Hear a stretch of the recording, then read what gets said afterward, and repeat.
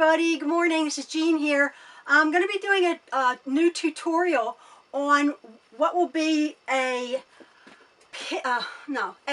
hourglass block. Very interesting method to make this block, but that's going to be my next tutorial. I'm only going to take a few minutes of your time because I have been told I talk too much and my videos are a bit too long. But I just wanted to address something. I had gotten a comment from on my last tutorial about my placemats that I had made. My silly little quilt as you go placemats, if you remember them. From a comment was from a lady called Newbie Quilter. I appreciated her, N-E-W-B-E-E Quilter. And I was limiting myself to silly little placemats. But she just had the idea, cheap and cheerful fabric, very good for a beginner. You can make, give them to parents for changing mats. They can wrap them up. Pretty changing mats. The kid can pee and poop on them and toss them in the wash. Contrary to what a lot of people think about cheap fabric, it's not going to fall apart in 3 washings. It's going to fade and it's going to fall apart after many, many, many washings. But I'm going to come to that again about using inexpensive, cheap fabric. Again, for these couple ideas, changing mats, take them along in your handbag to put on a park bench. If you're going to be sitting down, you never know who's nasty, whatever has been there. Or the best thing that I liked, Newbie Quilter, was using them for pet pads or giving them, donating them to your local animal shelter. Fabulous idea, fabulous. These dear dog, cats waiting to be adopted, how much prettier they're going to look on something lovely. You've experimented, you've learned, you've practiced on something, and somebody's lovely animal to be is going to really treasure it. So placemats, whatever you want to make, practice, practice, practice. Which brings me to the fact about fabric. I've told you where I buy my fabrics. I'm not going to get into it, but there's a whole movement among a lot of quilters, like local quilt store, LQS, local quilt store fabric, compared to Joann's, Walmart, Hobby Lobby, which a little bit gets up my nose, meaning that theirs is the best and the others are horrible. My mantra, as you know, I like Joann fabrics, I like Walmart fabrics, I've been to Hobby Lobby just 1 or 2 times, I like their fabrics. My thought process is about fabric snobs, is we all don't have 15 bucks to pay for fabric, a yard. When I started quilting 12 or 13 years ago, nice fabric was between $4 and $6 a yard. It's now that same fabric, probably even less quality because then it was even made better, is $13 and $14 a yard.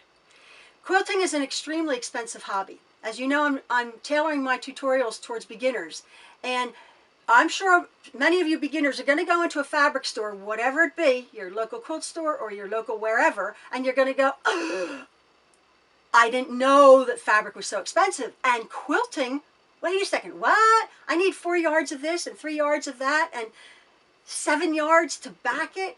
Yeah. And then you need the batting, and then you need thread. I mean, when all of a sudden did thread become like $4, $5, $8, $9 a spool? Yeah. So unless you just won that lottery, I don't think that lady sews. You're going to find that it's an expensive hobby.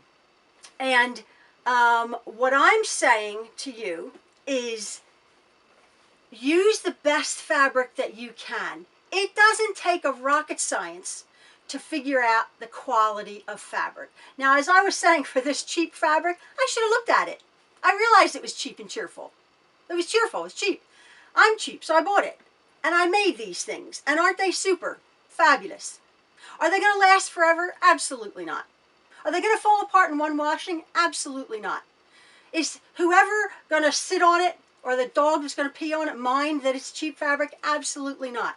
When you go to make your heirloom quality quilt, after you've learned and sewed and begun and advanced and become really good, you're going to then think, I will save my pennies and I will buy good fabric. But for now, you beginners, what's good fabric? Joann fabrics, Walmart fabrics, Hobby Lobby fabrics. Can't even afford that. Go to a Goodwill. Buy some shirts. Cut them up. It's cotton. 100% cotton fabric. I have to apologize also. The other day I said something about the backing of my one quilt. I said, oh, buy the best fabric you can. Obviously, duh. But don't buy muslin. And I'm thinking afterwards, like, who am I to say that?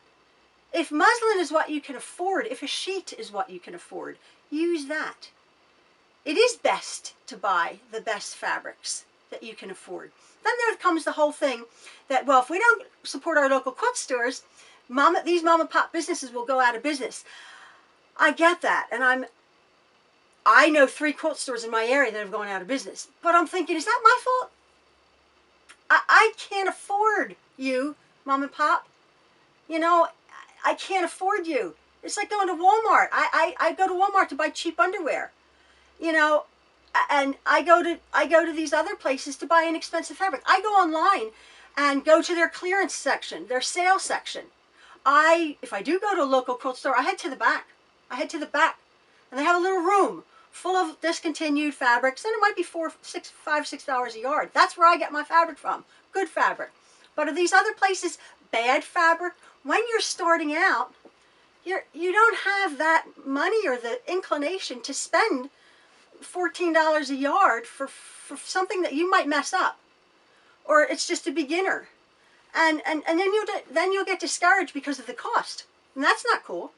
So what I'm saying to you, I will be going into a tutorial for this little quilt here.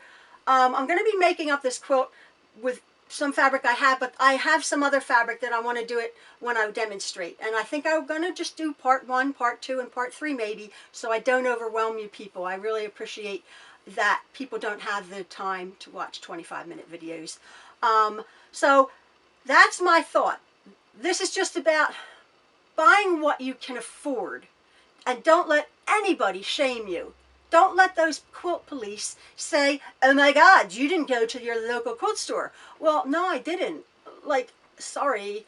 You know, more power to you if you can. Absolutely. As I said, when you start making heirloom quality quilts, you should buy really good fabric because it will last a lot longer. But for your beginning quilts, for your quilt that's going to be given to a 5-year-old to drag in the mud, you know, and as I said, buy what you can afford. Don't let anybody guilt you into anything else. These quilts should be made with love and not snobbery. They should be made with passion because you love the craft. Not like a certain brand of fabric that's like the best. You know, if we all want Rolls Royces, but some of us have to drive around in, you know, on a moped.